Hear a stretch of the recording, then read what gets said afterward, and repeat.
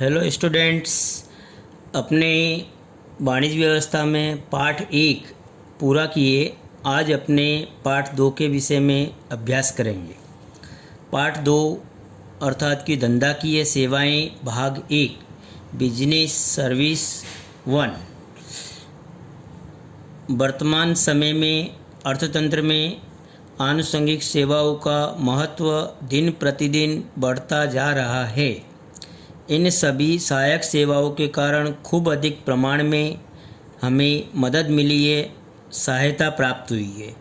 इन सेवाओं में अधिकतर जैसे कि बैंकिंग सेवाएं, बीमा की सेवाएं, डाक व्यवहार की सेवाएं, गोदामों की सेवाएं और परिवहन की सेवाएं मुख्य सेवाएं मानी जाती है। आजकल ये सेवाएं मात्र वाणिज्य के अंग के रूप में ही नहीं, परंतु खेती, उद्योग और सभी धंधाकीय इकाइयों में सहायक होती है, मदद रूप होती है। ये सेवाएं आज आर्थिक प्रवृत्तियों की सीमाओं को पार कर गई है। आधुनिक समय में इन सेवाओं के क्षेत्र में विविधता और विशिष्टता दिखाई देती है। आज हम सर्वप्रथम बीमा की सेवाओं को विषय में अभ्यास करेंगे।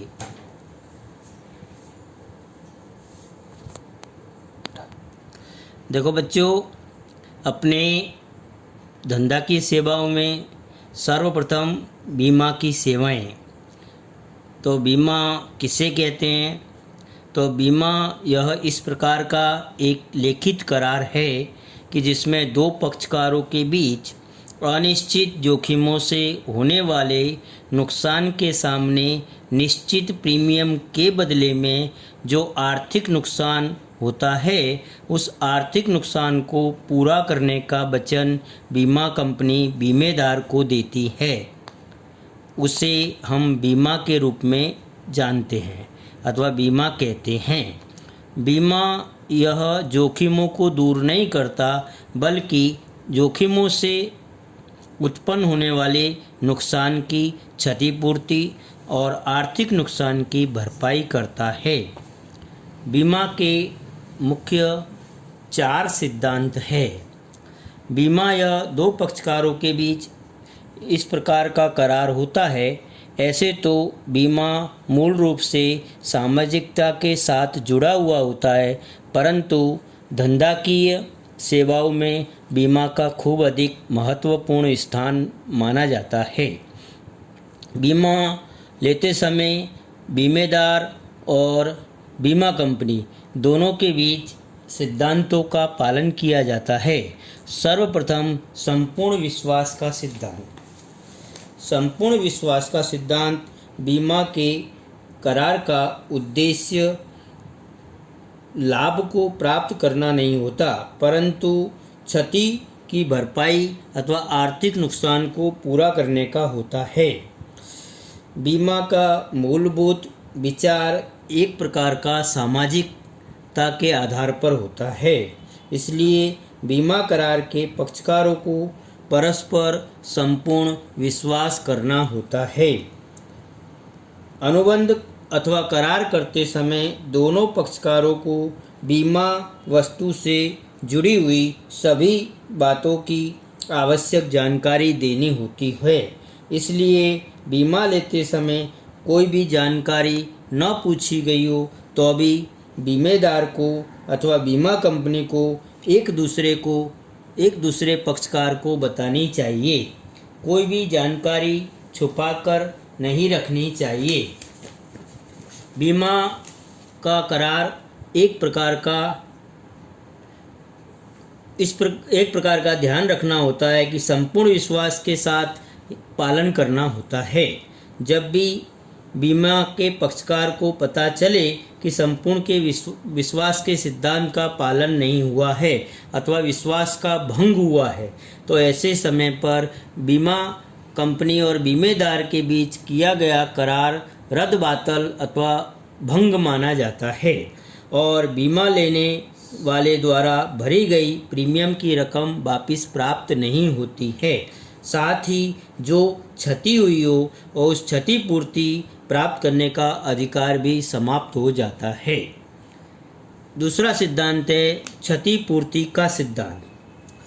क्षतिपूर्ति के इस सिद्धांत में बीमा लेने वाले को हानि हो तो उसे क्षतिपूर्ति मिल सके, इसलिए बीमा का करार किया जाता है। बीमा का करार का हृदय क्षतिपूर्ति का सिद्धांत माना जाता है।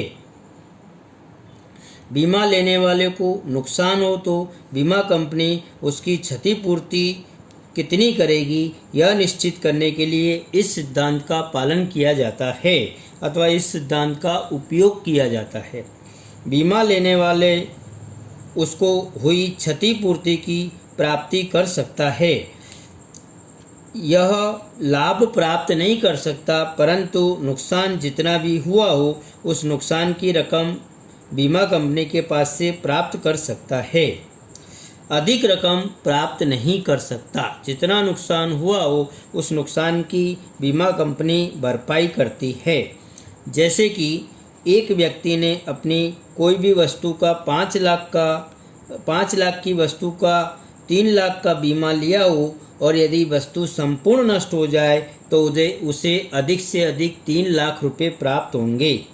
उसी प्रकार जैसे कि किसी ने एक वस्तु का मूल्य 5 लाख है और उसका बीमा 3 लाख का लिया हो और यदि आंशिक रूप से क्षतिग्रस्त होती है तो 2 लाख की हानि होती है, तो बीमा कंपनी के रकम के आधार पर क्षतिपूर्ति की रकम 1,20,000 ही प्राप्त होगी।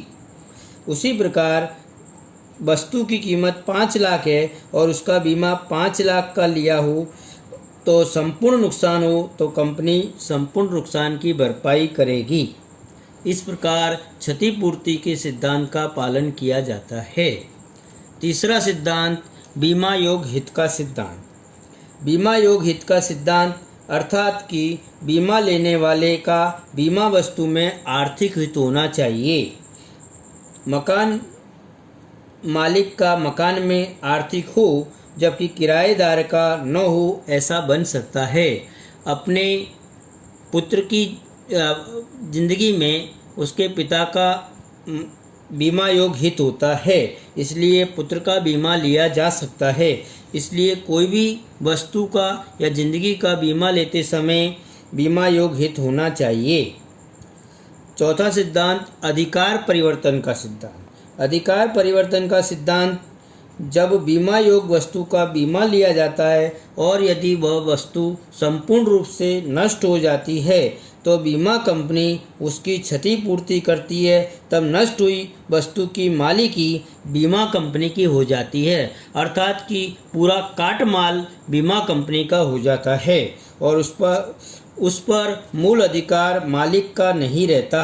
यह जीवन बीमा पर लागू नहीं होता। तो बीमा योग हित का सिद्धांत और क्षतिपूर्ति का सिद्धांत भी जीवन बीमा को लागू नहीं होता है।